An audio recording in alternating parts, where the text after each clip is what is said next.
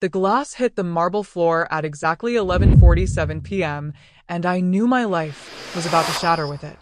I was wiping down tables in the private dining room at La Rosa Bianca when I heard it. Breaking glass. Raised voices. Then a child scream that made my blood freeze. Every instinct told me to leave. Grab my coat. Slip out the back. People like me survived by being invisible. By not asking questions. By understanding that certain doors stayed closed for a reason. But that scream. Hi viewers, kindly tell us where you're watching from and what time it is. Warm welcome to the family. I moved toward the sound. The private room at the end of the hall. The one reserved for men in expensive suits who never raised their voices, but made the air feel dangerous. The door was cracked open. I looked inside. Lorenzo Calderon stood with his back to me, shoulders rigid. 3 men faced him, armed, tense, and between them all, pressed against the wall, was Seraphine. 8 years old, dark curls, eyes wide with terror. One of the men stepped closer to her. 5 days. If the council doesn't see a mother figure at the conclave, they take her. You know the law. My heart slammed. A mother. Seraphine didn't have one. A child without a mother is a vulnerability, another man said. He had a scar from temple to jaw. The council won't allow it. Lorenzo's jaw tightened. I saw his hands curl into fists. This was a man who controlled half the East Coast, who made politicians sweat and judges reconsider. But he couldn't fight this. Because you can't force love. You can't fabricate family. The scarred man moved toward the door. Toward me. You have an audience, Lorenzo. Careful who hears your business. His eyes found mine. Everything stopped. I tried to step back. Disappear like I'd learned to do my whole life. But I was too slow. 5 days, he repeated. Then he walked past me. The others followed. Their footsteps echoed. The front door opened. Closed. Silence rushed back. Lorenzo turned. Looked at me. Really looked. Not past me, or through me the way people usually did. He looked at me like I mattered. Miss Ellison, he said quietly. My knees almost buckled. He knew my name. Would you have stayed or run? Drop your answer below. I couldn't breathe. Couldn't process that Lorenzo Calderon knew my name when I'd spent 3 years being invisible. You should sit down, he said. Not a command. Something softer. Seraphine hadn't moved from the wall. Her body trembled. Tears tracked down her cheeks, but she made no sound. Just watched me with huge dark eyes. Lorenzo gestured to a chair. Please. I sat because my legs wouldn't hold me. He poured amber liquid into crystal glasses. Brought one to me. Drink. It burned going down. Whiskey. Expensive whiskey. He drank his in one swallow. How much did you hear? Enough. He nodded. Set his glass down. Then you understand the situation. No. I understand men threaten to take your daughter. I don't understand why you're talking to me about it. He pulled a chair close. Sat facing me. The conclave is a gathering of the old families. Children are presented to the council for approval, to ensure they're being raised properly, protected, that they have both parents. He paused. Or, at least the appearance of both parents. My stomach twisted. But her mother is dead. 7 years ago. The word came out flat. The council doesn't care about grief. A child without a mother is seen as vulnerable, unprotected, a weakness enemies can exploit. So, they take her? They remove her from my custody, place her with another family, one they deem more stable. His voice went cold. They call it re-education. But what it really is stealing her and turning her into a political tool. The room felt smaller. Why are you telling me this? He leaned forward. Because I need help. I can't bring my wife back. And I can't present Seraphine alone. My heart pounded. You need someone to pretend. To be my wife. Her mother. For 5 days. He said it calmly. Directly. The conclave begins Friday. After that, you're free. Back to your life. I stared. You're insane. I'm desperate. You're asking me to lie to criminals. I'm asking you to save my daughter's life. Seraphine made a small sound. We both looked. She was crying silently. The kind of crying you do when you've learned nobody comes. I knew that crying. I'd done it at her age. Why me? I whispered. Because she trusts you. Lorenzo stood, walked to his daughter, crouched beside her. Seraphine, do you remember Miss Mira? She nodded. Would you feel safe with her? Another nod. Smaller. He looked back at me. 3 months ago, you found her in the garden. She'd had a nightmare. You sat with her, calmed her down. I need someone who won't frighten her. Someone gentle. Seraphine was looking at me now, hope flickering in her expression. Small, fragile, desperate. Lorenzo pulled a card from his jacket, set it beside me. Think about it. If you agree, a car will pick you up at 6 a.m. He took Seraphine's hand, led her toward the door. She looked back once, that hope in her eyes growing. They left. I sat alone with a business card, and my entire life balanced on a choice. What would you choose? Safety or saving a child? Comment below. I didn't go home. I sat in that chair for 20 minutes staring at nothing. Then I walked through the empty restaurant like a ghost. Past tables I'd wiped 1,000 times. Past the kitchen. Past the staff room where I'd eaten lunch alone for 3 years. The card burned in my pocket. I ended up in the women's restroom. The nice one. Marble counters. Gold fixtures. Mirrors that showed every flaw. I looked at myself. Plain face.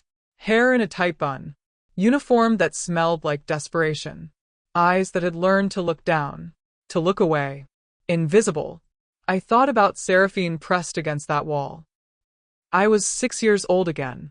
Sitting on apartment steps waiting for my father to come home. He'd promised. Promised we'd go to the park. Promised he'd stay.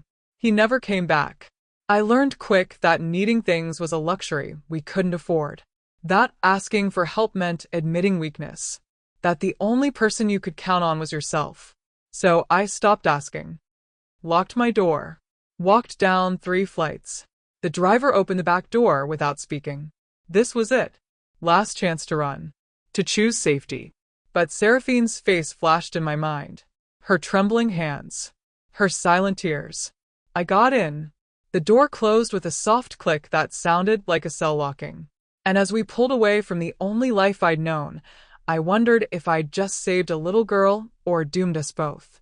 Have you ever made a choice that changed everything? Tell us in the comments. The car ride took 40 minutes into suburbs I'd only seen in magazines. Trees lined perfect streets. Houses sat behind gates and walls. Everything looked expensive. The driver didn't speak. Just drove with focus that said this wasn't his first trip. At 6:35 we turned onto a private road. Trees closed in. A wall appeared. 15 feet tall. Stone. Cameras every 20 yards. A gate opened before we reached it. Then I saw the estate. Not a house. A compound. 3 stories. Stone and glass. Wings extending from both sides. Gardens. Fountains. Paths. And security everywhere. The car stopped. The driver opened my door. Miss Ellison. I climbed out on shaky legs. My duffel bag suddenly felt ridiculous. The front door opened. A woman stepped out. Mid-50s. Sharp suit. Miss Ellison. I'm Constance Riet. Head of household. Please come in. I followed her inside. The foyer stole my breath. Marble floors. Vaulted ceiling. Staircase that curved up like something from a movie. Art on the walls. Fresh flowers. It smelled like money. Like power. Mr. Calderon is in a meeting, Constance said. I'll show you to your room. We climbed stairs. Down a hallway. Around a corner. She stopped at a door. Opened it. The room was bigger than my entire apartment. King bed. Sitting area. Windows overlooking gardens. Bathroom that looked like a spa. This is yours for the week, Constance said. If you need anything, use the phone. Extension 9. I set my bag down. It looked wrong. Cheap. Out of place. Like me. Mr. Calderon will meet with you at 9. Breakfast is available anytime. I'll have someone bring coffee. She left before I could argue. I stood in the middle of that room and turned slowly. This couldn't be real. Yesterday, I was wiping tables. Today, I was in a mansion. Someone knocked. A younger woman entered with coffee and pastries. Good morning, Miss Ellison. I'm Aisha. Thank you. She left. I poured coffee, with shaking hands. Stood by windows trying to process. At 8:55, Constance returned. Mr. Calderon is ready. I followed her through hallways.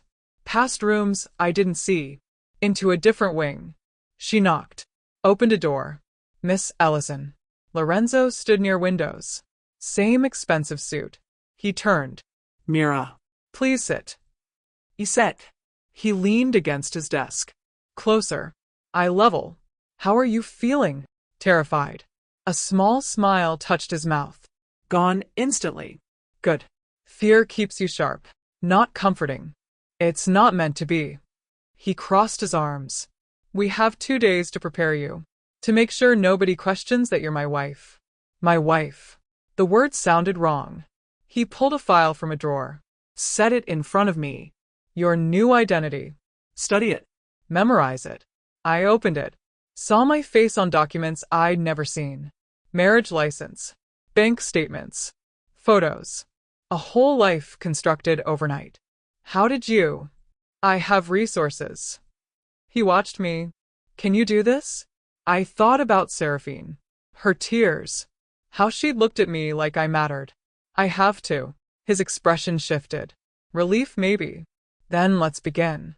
Could you pretend to be someone else to save a child? Let us know below. The next 6 hours were overwhelming. Lorenzo went through everything. Names. Faces. Power structures. Which families controlled what? Who was allied? Who hated who? Domenico Russo controls Northern Shipping, he said, showing me a photo of a man with silver hair and dead eyes. He's been trying to expand into my territory for 5 years. He'll watch you closely, looking for weakness. Why? Because if he proves you're fake, he can challenge my claim to Seraphine. Argue I'm unfit. Push the council to remove her and place her with his family. My stomach twisted. He wants her. He wants leverage. Control. Lorenzo flipped pages. Your job is to be calm. Confident. You are my wife. You've been my wife for 3 years. You belong here. Belong. Foreign word. What if someone asks something I don't know? Redirect. Be vague. Say you're private. That's actually believable. I've kept my personal life locked down since Evangeline died. Evangeline. His real wife. How did she die? Silence. He walked to the window. Back to me. Car accident. 7 years ago. I'm sorry. You didn't know her. But I heard the grief underneath. We kept going. More names. More rules. Don't speak unless spoken to. Don't challenge anyone. Don't show fear. Be perfectly composed. At 2:45 his phone buzzed. Seraphine's home. My heart jumped. We walked to the kitchen. Warm. Bright. Smelling like cookies. And there she was. School uniform. Backpack on the floor. Dark curls loose. Laughing at something. Then she saw me. Her face lit up. Miss Mira? She ran. Not to her father. To me. Threw her arms around my waist. My breath caught. I hugged her back. She was so small. So warm. You came, she whispered. I came. She pulled away. Looked up shy. Are you really going to be my mama? Everything froze. Lorenzo touched her shoulder. For a little while. Is that okay? She nodded hard. Can we bake cookies? My old mama used to. Old mama. Like I could be new. I'd love to, I said. If that's okay. Lorenzo nodded. Started to leave, but Seraphine grabbed his hand. You have to help too, Papa. He looked surprised. Please? He looked at me. I shrugged. Okay. We baked. Seraphine chattered about school. Friends. Books. She moved between us like we were both safe. Both hers. Lorenzo measured precisely. Followed the recipe exactly. I mixed. Helped Seraphine roll dough into balls. Not too close, Lorenzo said gently. They spread. I know, Papa. But she adjusted them. We watched them bake through the oven door. They won't bake faster if you stare, Lorenzo said. Yes, they will. Watching helps. I laughed. They both looked at me. Seraphine grinned. Lorenzo's expression softened. Thank you, he said quietly, for making this easy. Easy. Nothing was easy, but it felt right. Timer went off. Perfect golden cookies. Seraphine bounced. Can I have one? They're hot. Let them cool. But I want one now. Lorenzo handed her milk. While you wait. 60 seconds later, I gave her a cookie. She bit in. Closed her eyes. Perfect. We ate standing around the counter. She told us about math tests. Friends. Butterflies at recess. Normal things. For a moment, I forgot where I was. Who I was pretending to be. I just existed here, and it felt like something I'd been missing without knowing. Then Seraphine looked up with chocolate on her face. Miss Mira? Can I call you Mama now? Silence. My throat closed. I looked at Lorenzo. He was watching. Not pushing. Not stopping. Waiting. I knelt to her level. You can call me whatever makes you comfortable, sweetheart. I want to call you Mama. Is that okay? It wasn't. It would break both our hearts in 5 days. But looking at her hopeful face, I couldn't say no. It's okay. She threw her arms around my neck. I missed having a mama. I held her tight and felt something crack in my chest. Something like purpose, like mattering, like being chosen. Over her shoulder I saw Lorenzo, his jaw tight, eyes bright. And I saw the father underneath the mob boss, the man who would do anything for his daughter. Seraphine pulled back. Can we read before dinner? Of course. She grabbed my hand, pulled me toward the door, stopped, ran back to hug Lorenzo's legs. Thank you, Papa. For what? For finding her. Drop a comment. Would you risk your heart for a child who isn't yours? Hit that like button and subscribe because the conclave is coming and everything is about to change. Next up, Chapter 6. The secrets start surfacing. The nightmare came on the second night. I woke to footsteps outside my door. Small. Hesitant. Then silence. I sat up. Listened. A soft knock. Mira? Seraphine's voice. Shaking.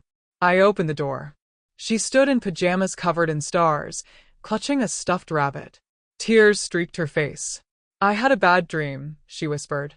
Come here, sweetheart. She ran into my arms. I lifted her, carried her to the bed. She curled against me like she'd done it 1,000 times.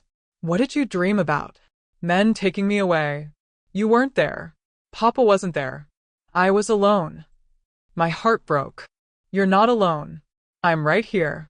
But what if they come? They won't. Your papa won't let them. She was quiet. Then, my other mama left too. Everyone leaves. I held her tighter. I'm not leaving yet. And when I do, you'll know. I promise. She nodded against my chest. Her breathing slowed, steadied. Within minutes, she was asleep. I didn't move, just held her.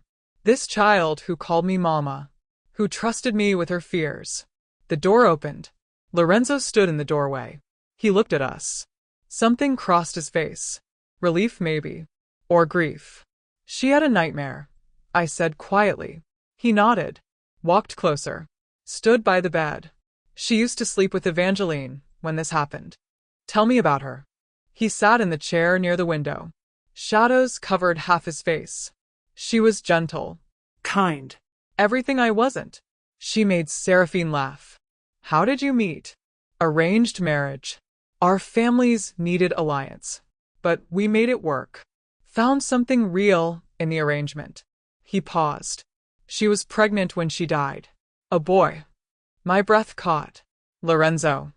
The car went off a bridge. They said brake failure. I never believed it. What do you think happened? His jaw tightened. I think someone wanted her gone. Wanted me vulnerable. Who?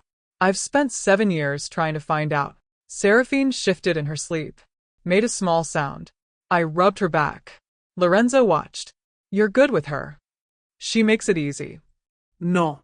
You make her feel safe. That's rare. We sat in silence. Him in shadows. Me holding his daughter. The air felt different. Charged. Why did you really choose me? I asked. He leaned forward, elbows on his knees. Because 3 months ago, I watched you sit with my daughter in a garden at midnight. You didn't know I was there. She was crying about her mother. You told her it was okay to miss people. That missing them meant they mattered. You didn't try to fix it. You just let her feel it. My throat went tight. You saw her, he continued. Really saw her. Not as my daughter. Not as a tool or weakness. Just as a scared little girl who needed someone to care. He stood. That's why I chose you. He moved toward the door. Stopped. Thank you, he said. For staying. Then he was gone. I looked down at Seraphine. At this child who'd crawled into my heart in 2 days. And I realized I wasn't just pretending anymore. The next morning we had breakfast together. All 3 of us. Constance brought eggs and toast and fresh juice. Seraphine chattered about butterflies and school. Lorenzo read the paper but smiled at her stories. Normal. Domestic. Dangerous. Because it felt real. After breakfast, Lorenzo had business. Seraphine had tutoring. I wandered the estate. Past rooms I hadn't seen. Libraries. Offices. A gym. I found myself in a hallway lined with photographs. Family photos.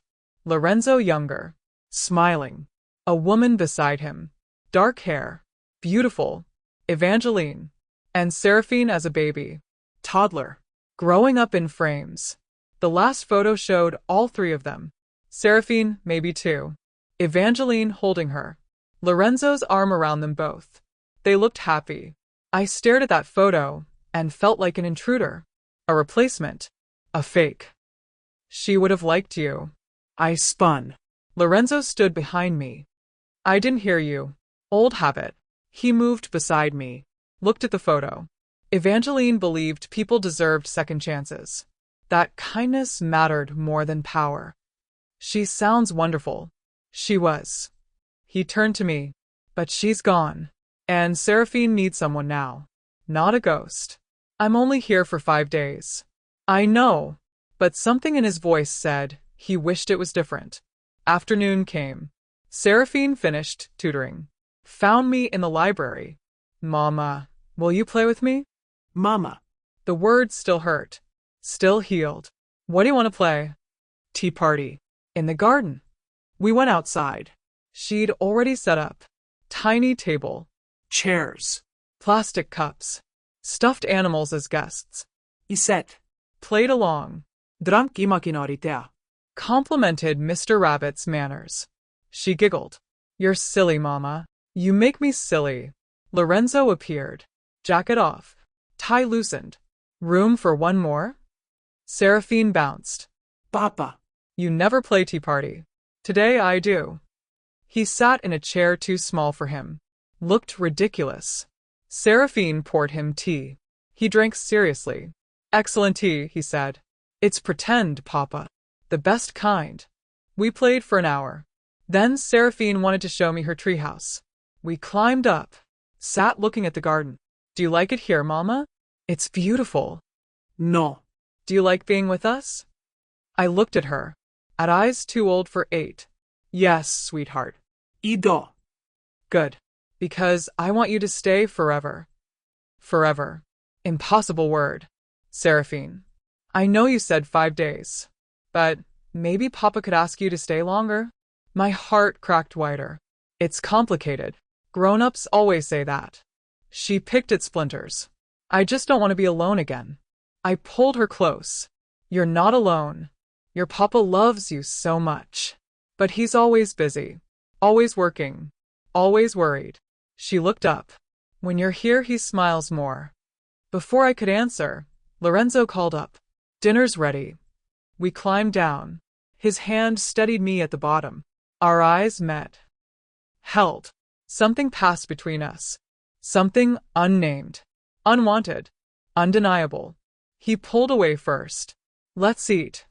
Dinner was quiet. Comfortable. Seraphine talked about school, about friends, about wanting a puppy.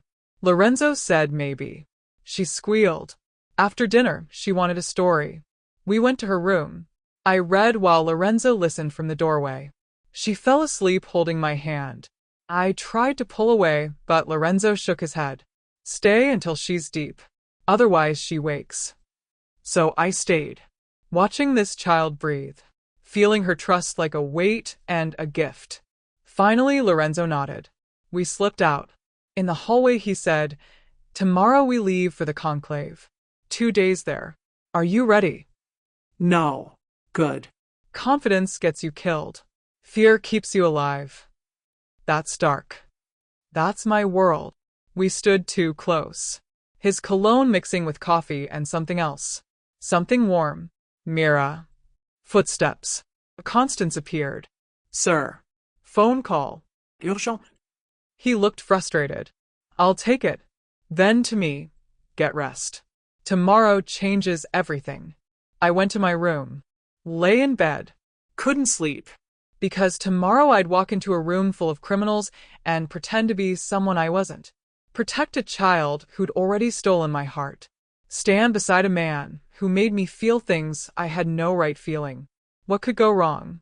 If you've ever pretended to be someone you're not, drop a comment. And stay tuned because the conclave is next and the danger is real. The morning we left for the conclave, I found the photograph. I was packing when my bracelet rolled under the dresser. I knelt, reached. My fingers touched something taped underneath. An envelope. Yellowed. Hidden. I pulled it free. Inside was a photograph. Recent. Not old. Maybe a year ago. It showed a woman. Dark hair. Elegant. But her eyes told a different story. Terror. She stood in a garden. This garden. Someone had captured her looking over her shoulder. Mouth open like she was about to scream. Or run. I flipped it over. One word written in shaky handwriting. Help.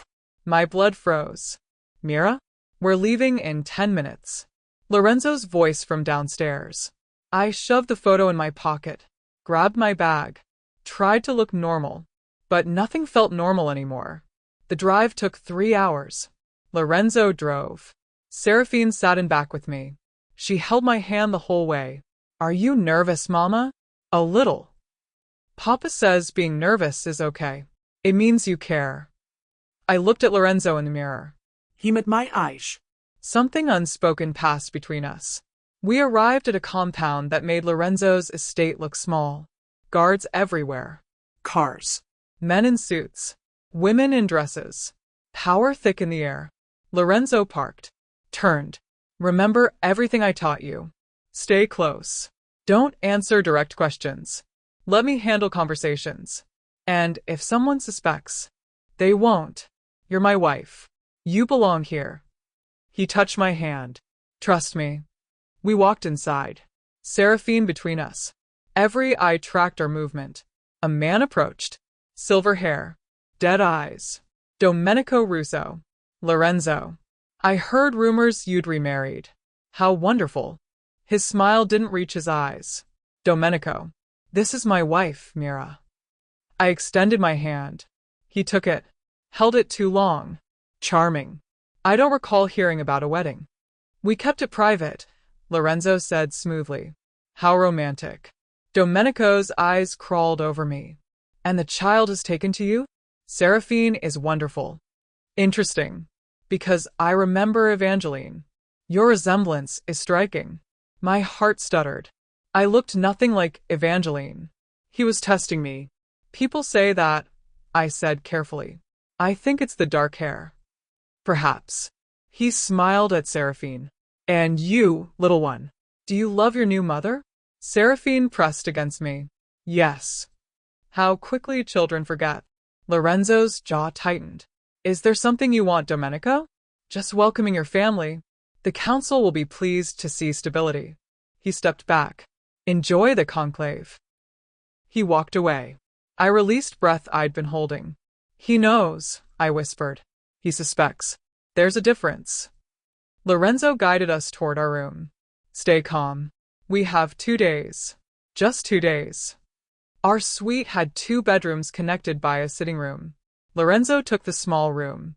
Seraphine and I took the larger. That night there was a formal dinner. Everyone dressed up. I wore a dress Constance had picked. Simple, elegant, expensive. Lorenzo wore a tuxedo. He looked dangerous, powerful, untouchable, except when he looked at Seraphine. Then he looked like a father. And when he looked at me, then he looked like something else.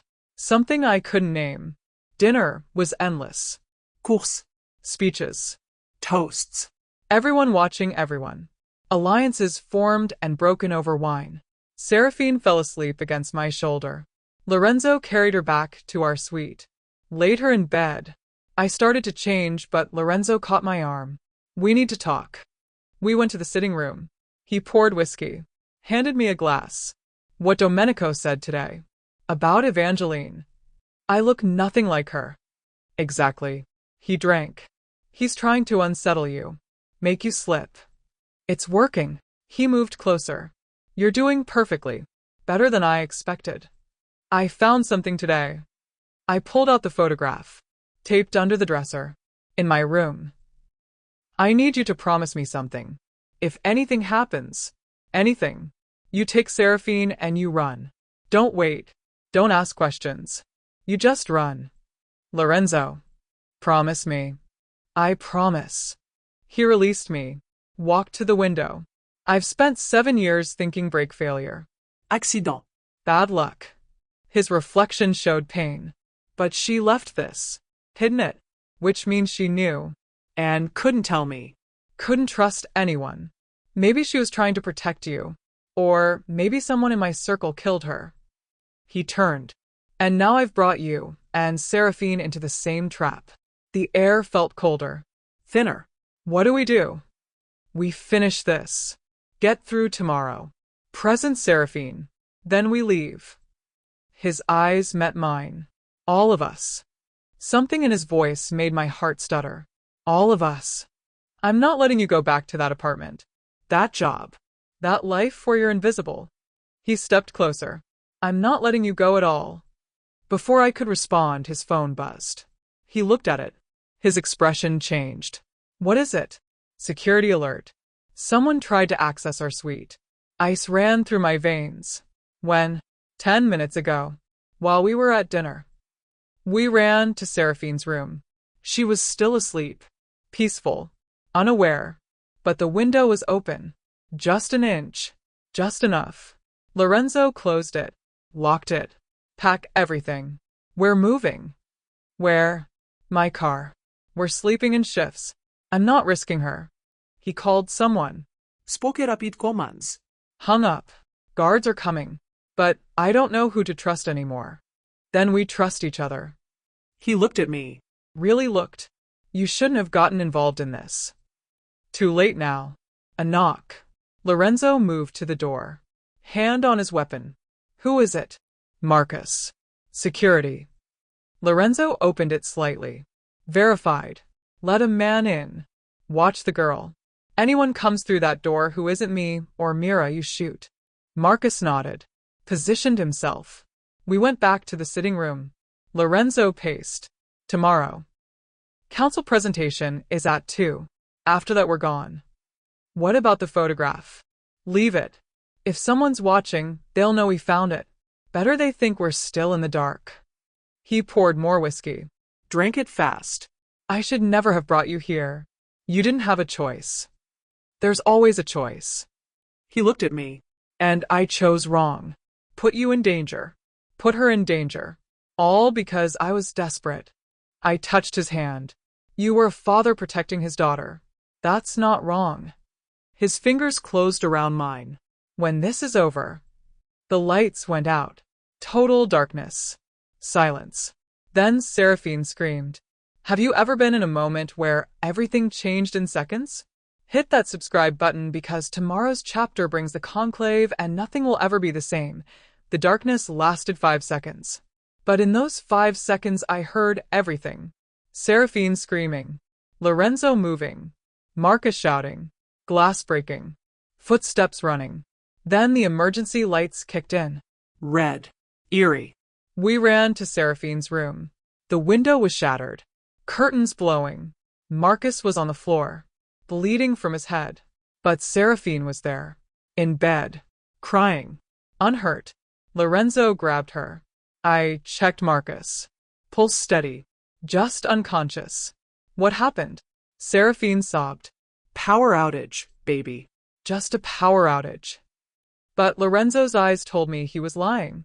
Someone had tried to take her. More security arrived. Questions. Checks. Sweeps. They found the breaker had been manually cut. Found boot prints outside the window. Found nothing else. Lorenzo refused to leave Seraphine. So we set up in the sitting room. All of us. Seraphine on the couch between us. Guards outside. Weapons ready. Nobody slept. Morning came gray and cold. Lorenzo made calls. Changed clothes. Checked his weapon twice. We can leave, I said. Forget the council. Just take her and go. If we run, they'll know something's wrong. They'll pursue. Question. Dig. He looked at me. We finish this. Show strength. Then we disappear properly. At noon we got ready. Seraphine wore a white dress. I wore navy blue. Lorenzo wore his armor, his suit, his control. The council chamber was massive. Stone walls. High ceiling. Portraits of old men watching, judging. Rows of chairs. Every family represented. Every eye on us. We walked in together. Seraphine between us. Small. Brave. We took our seats. Front row. Center. The council entered. 12 people. Old. Young. Men. Women. Every one of them powerful. The councilwoman in charge spoke first. We convened to confirm the heirs of our families, to ensure stability, protection, proper guidance. She called families one by one. Each presented their children, spoke of their marriages, their commitments. Then, Lorenzo Calderon stepped forward. We stood, walked to the center, faced the council. You were widowed 7 years ago, the councilwoman said. You raised your daughter alone. But our laws require 2 parents. Stability. I understand, Lorenzo said, which is why I remarried. 3 years ago. Quietly. Privately. To whom? Mira Calderon. My wife. Seraphine's mother. Every eye turned to me. The councilwoman studied me. Why the secrecy? Privacy, I said. Voice steady. Stronger than I felt. My husband's world is dangerous. We wanted to protect our family. Noble, but suspicious. Domenico stood from his seat. I have concerns. My heart stopped. This woman appeared suddenly. No background. No connection to our families.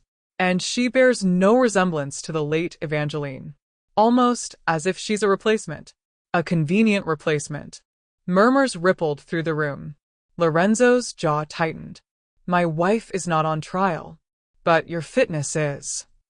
Domenico walked closer. A man who hides his marriage. Who brings an unknown woman into this world. Who can't protect his own daughter from threats in his own home. He smiled. Last night's incident was quite dramatic. How did he know? Unless he was involved. Are you accusing me of something? Lorenzo's voice went cold. I'm questioning whether you can provide the stability this child needs. Domenico looked at the council. I move to remove Seraphine Calderon from her father's custody until proper investigation can be completed. The room exploded. Voices. Arguments. Seraphine grabbed my hand. Nana. The councilwoman raised her hand. Silence fell. This is a serious accusation. Backed by evidence, Domenico said. I have witnesses who claim this marriage is fake. That this woman is not his wife. That she's a waitress he hired to play a role. My blood froze. Lorenzo stepped forward. That's a lie. Is it? Domenico pulled out his phone. Showed photos. Me at the restaurant. In my uniform. 3 days ago. She worked at La Rosa Bianca. She served your table. The council looked at me. At Lorenzo. Doubt spreading like poison. I was a waitress, I said. voice shaking but clear. Before I married Lorenzo, he met me there. 3 years ago. Convenient story. But I have staff who say they never saw him speak to you. Never saw any relationship. Because there wasn't one. Not until 5 days ago. Lorenzo's hand moved toward his weapon. Enough. The truth bothers you? Domenico smiled. Or perhaps you're realizing your desperate plan has failed. Stop it. Everyone turned. Seraphine stood. Small. Shaking. But fierce. She is my mama. She reads to me. She holds me when I have nightmares. She makes me feel safe. Tears streamed down her face. I don't care if she was a waitress. I don't care if they just met. She loves me. And that's what matters. Silence. The councilwoman looked at Seraphine. At me. At Lorenzo. This is irregular. This is truth, I said. I didn't come from your world. I don't have your history. But I love that little girl. And I will protect her with everything I have. Pretty words from a hired actress. I'm not acting. I looked at Lorenzo. At Seraphine. At this family I'd stumbled into. And I'm not leaving her. The councilwoman stood. The council will deliberate. You're dismissed. We walked out. The hallway felt like a tomb. Lorenzo pulled us into an empty room. We need to leave. Now. They'll chase us, I said. Let them. He looked at me. You were magnificent in there. I told the truth. Which makes you dangerous to them. He touched my face. And precious to me. Before I could respond, the door opened. The councilwoman stood there. Alone. You have 1 hour, she said. Domenico is calling for an immediate vote. If you're still here when it's cast, you'll lose her. Why are you helping us? Lorenzo asked.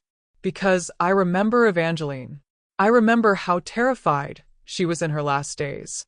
And I think whoever killed her is here. Watching. Waiting.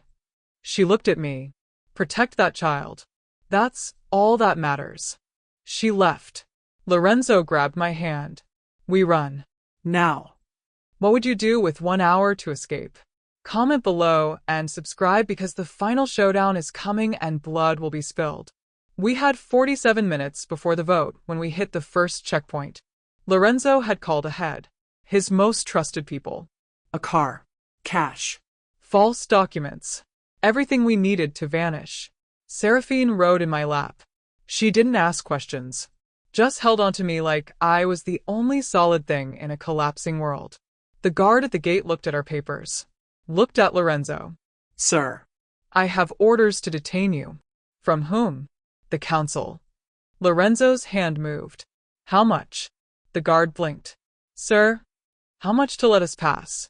Name your price. The guard looked conflicted. Scared. Then go. Just go. He raised the gate. We drove. Fast. Away from the compound. Toward the highway. Toward freedom. Seraphine fell asleep against me. Exhausted. Trusting. Where are we going? I asked. Airport. Private plane.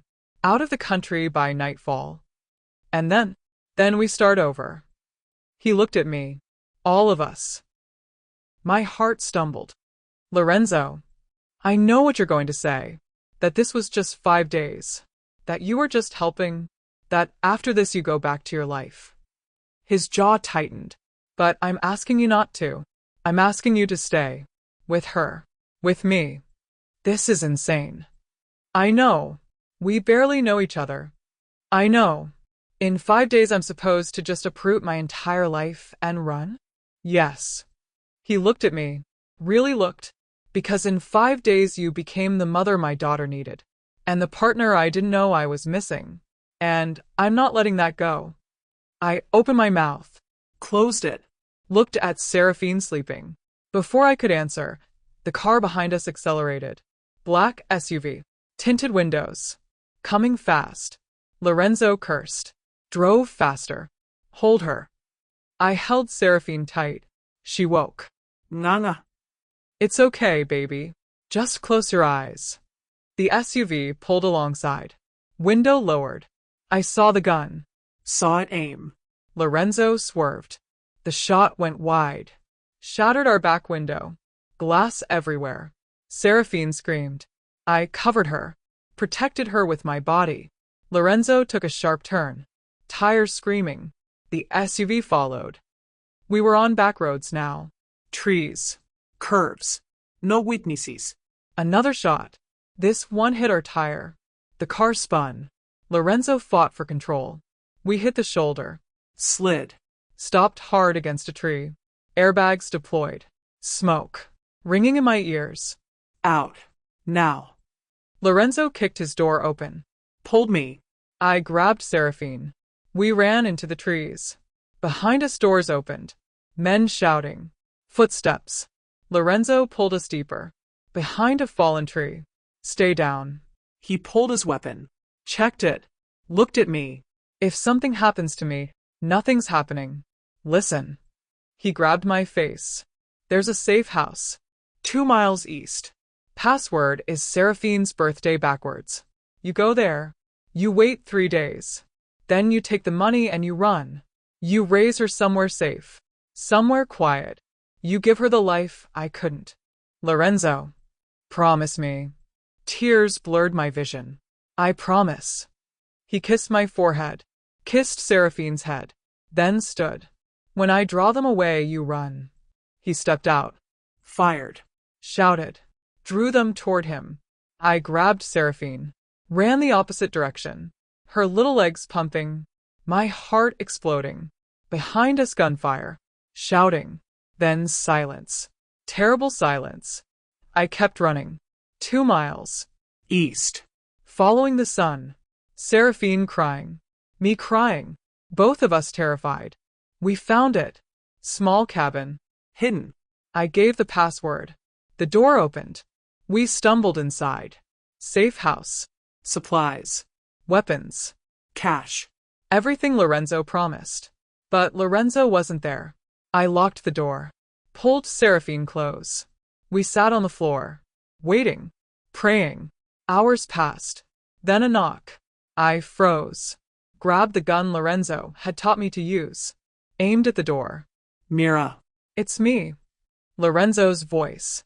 I yanked the door open. He stood there. Covered in blood. Limping. Alive. I pulled him inside. Seraphine threw herself at him. He caught her. Held her. Looked at me over her head. Is it over? I whispered. It's over. They're dead. Domenico's men. They won't be following. And Domenico? We'll get a message tomorrow. From the council. That I have evidence of his involvement in Evangeline's death. That if he pursues us, that evidence goes public. He set Seraphine down. Cupped my face. We're free. Free to what? Run forever. Free to choose. His thumb traced my cheek. I'm choosing you. Both of you. No conclave. No council. No rules. Just us. Seraphine looked up. Does this mean Mama stays? Lorenzo looked at me. Waiting. Hoping. And I thought about my empty apartment. My invisible life. My safe, small, lonely existence. Then I looked at this man who'd trusted me with his daughter. At this child who'd given me purpose. At this family that shouldn't exist but did. Yes, sweetheart, I said. Mama stays. Seraphine squealed. Hugged us both. Lorenzo pulled me close. Kissed me. Soft. Grateful. Full of promise. We leave tonight, he said. New country. New names. New life. What about your empire? Can burn. She's my empire now. You both are. We packed.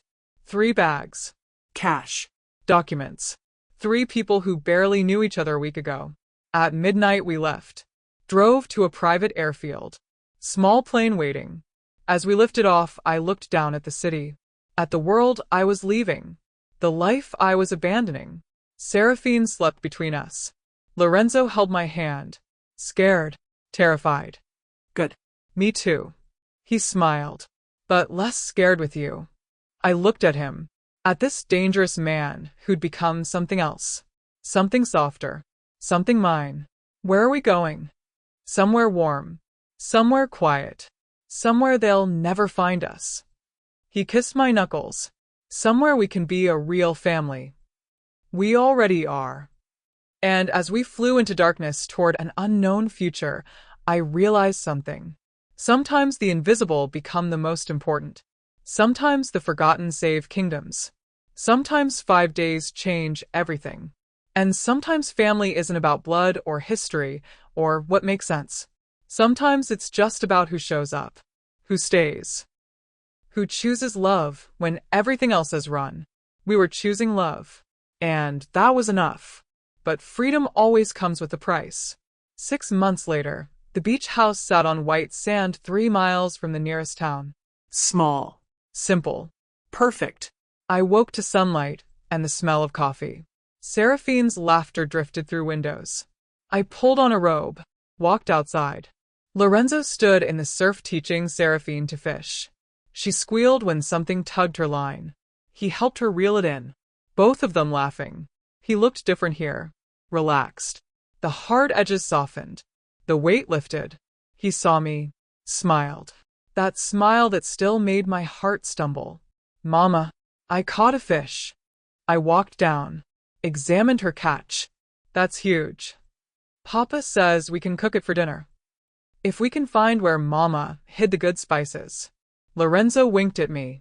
We'd built this life carefully. New names. New history. He did consulting work remotely.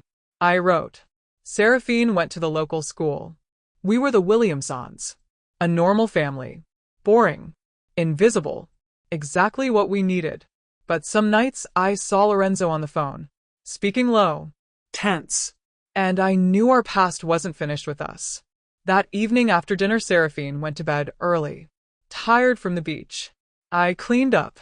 Lorenzo helped. Domestic. Easy. You're thinking too loud, he said. Just wondering when it catches up. It won't. You can't know that. He pulled me close. I can know that I'll protect you. Both of you. Whatever it takes. I believed him. But belief didn't erase fear. Later that night, I couldn't sleep. Walked onto the porch. Listened to waves. Lorenzo joined me. Nightmares? Memories. Of what? That night. The shots. The blood. Wondering if this is real, or if I'm still that waitress who's going to wake up invisible again. He turned me toward him. Look at me. This is real. You're real. We're real. For how long? For as long as we fight for it.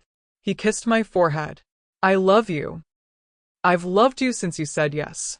Since you chose her over safety. Since you stood in that council chamber and refused to back down. My throat closed. I love you too. Both of you. So much it scares me. Good. Love should scare you. Means you have something to lose. He smiled. And something worth protecting. We stood holding each other, listening to the ocean, building our courage. Because danger was coming. I felt it. Lorenzo felt it. Domenico was still out there. The council. Others who wanted revenge. Who wanted Seraphine. Who wanted to destroy what we'd built. But we were ready. All of us. The next morning, Seraphine found me in the kitchen. Mama, are we safe here? Smart girl. Too smart. Why do you ask? Because Papa checks the locks twice every night. And you keep that phone hidden in your drawer. The one that only rings sometimes. I knelt down. We're as safe as we can be. But yes. There are people who want to find us. Who want to hurt us. She didn't cry. Just nodded. Then we stay ready. How'd you get so brave? You and Papa. You taught me. She hugged me. We're a family. Families protect each other. My heart swelled. This child. This beautiful, resilient child. Lorenzo appeared in the doorway. Saw us. Something shifted in his expression. We need to talk, he said. My stomach dropped. After Seraphine left for school, Lorenzo sat me down, pulled out his secure phone, showed me messages. Domenico's dead, he said. I blinked. What? Car accident. 3 days ago. Very similar to Evangeline's. He looked at me. Someone's cleaning house. Who? I don't know. But whoever killed Evangeline. Whoever's been protecting us by eliminating threats, they're still out there. He showed me another message. And they want to meet. Ice ran through my veins. Meet where? Here. Tomorrow night. Alone. Absolutely not. Mira. No. This could be a trap. Another enemy. Someone using Domenico's death to draw you out. Or it could be answers. Finally. He gripped my hands. I need to know who killed my wife. Who's been watching us? Who has the power to take out Domenico? Not if it costs you your life. Then come with me. He looked desperate. We do this together. Like everything else. I wanted to say no. Wanted to run. Pack Seraphine and disappear deeper. But I saw the need in his eyes. The 7 years of questions. The grief that never healed. Okay, I whispered. Together. The next night we left Seraphine with Maria, our neighbor. A former military woman Lorenzo trusted. Armed. Trained. Ready. We drove to the meeting spot. An abandoned lighthouse 10 miles up the coast. Waves crashed against rocks. Wind howled. Lorenzo parked. We sat in silence. If this goes wrong, he started. It won't. But if it does, you run. You get Seraphine. You vanish. We've had this conversation. And we'll keep having it until you understand. She comes first. Always. I know. I touched his face. But you come first too. To me. He kissed me. Hard. Desperate. Like it might be the last time. Then we got out. The lighthouse door stood open. Inside was darkness. We entered. Weapons ready. Every sense alert. A light clicked on, illuminating a figure at the top of the stairs. A woman. Mid-50s. Elegant. Familiar. Lorenzo froze. Constance. His head of household stepped into view. Hello, Lorenzo. My mind reeled. You? She descended slowly. Hands visible. Unarmed. I've been protecting you. All of you. Since the night Evangeline died. Lorenzo's weapon stayed up. You killed her. No. I tried to save her. Constance's voice cracked. She came to me 3 days before the accident. Told me someone in your inner circle was planning to kill her. To make it look like an accident. She begged me to help. Why didn't you tell me? Because she thought it was you. The words hung like poison. Lorenzo stumbled. What? Not that you do it yourself. But that someone close to you, someone you trusted, had convinced her you wanted her gone. Wanted to marry someone more connected, more useful. Constance looked at me. She died terrified of her own husband. Tears streamed down my face. Lorenzo looked shattered. But she was wrong, Constance continued. I investigated. Found the truth. It was Domenico. He'd been poisoning her mind, convincing her you were the threat, while he arranged the accident. Why? Lorenzo's voice broke. To destabilize you. To take Seraphine. To control your territory. She stepped closer. I've spent 7 years eliminating everyone involved. Domenico was the last. Silence screamed. Why not tell me? Lorenzo demanded. Because you would have started a war. Gotten yourself killed. Gotten Seraphine killed. She looked at him. I loved Evangeline like a daughter. I couldn't save her. But I could save what mattered to her. You. And the child. Lorenzo lowered his weapon.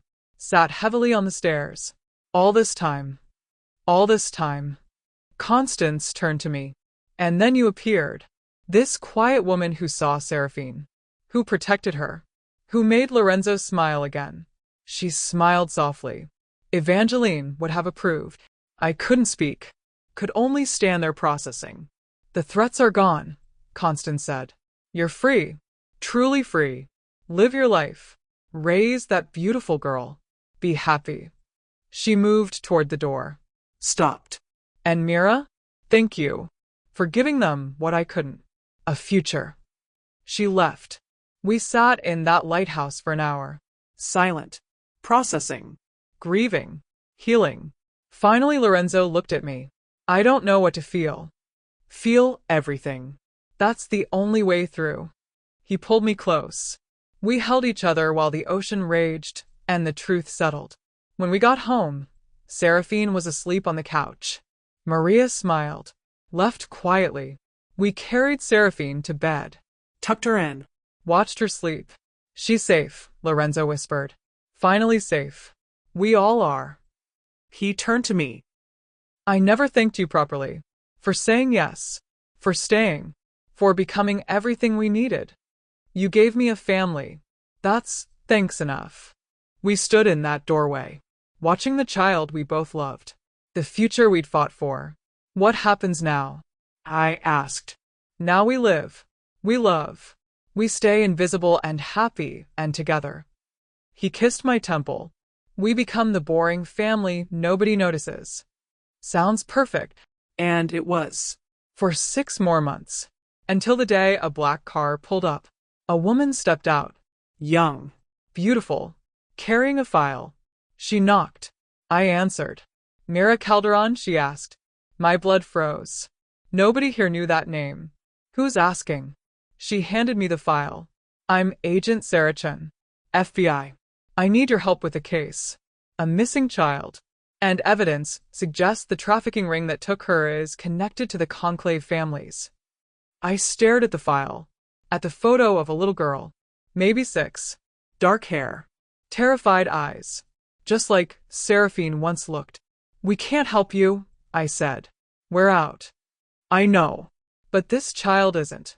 And you're the only ones who've survived that world and escaped. She looked past me. Saw Lorenzo. Please. She doesn't have much time. Lorenzo came to the door. Saw the photo. His jaw tightened. How'd you find us? He asked. Constance, Reed sent me. Said if anyone could help, it's you. Constance.